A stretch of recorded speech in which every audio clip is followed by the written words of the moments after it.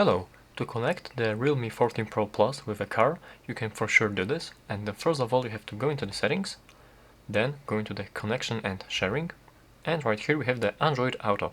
If you're doing it for the first time, as you press this button right here, you will be actually forwarded to the Google Play Store, and you will have to update the Android Auto first.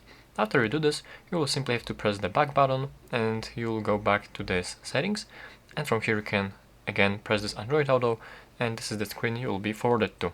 So here is the button to connect a vehicle, so simply press this one, and there are three ways to connect your phone with the car, and you can do this using the wired method.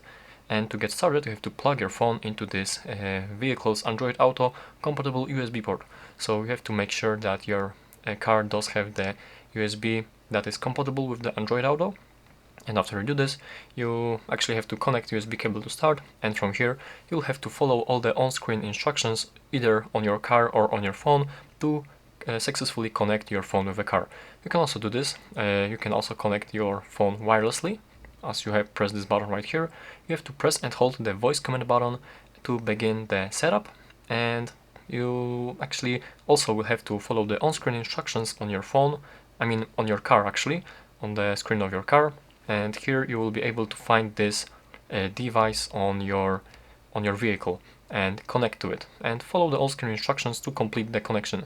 And also there's the third way you can connect using Bluetooth, and as you go in here, here you will have to simply pair the phone with the car with the Bluetooth, and simply press this button right here, and here in this available devices you will be able to find your car, or either on your car itself you'll be able to find this phone and also follow the on-screen instructions available to complete the connection. So basically that's how to do this. Unfortunately I cannot show you precisely how to do this, but it is pretty simple process, and that's it. Thank you for watching.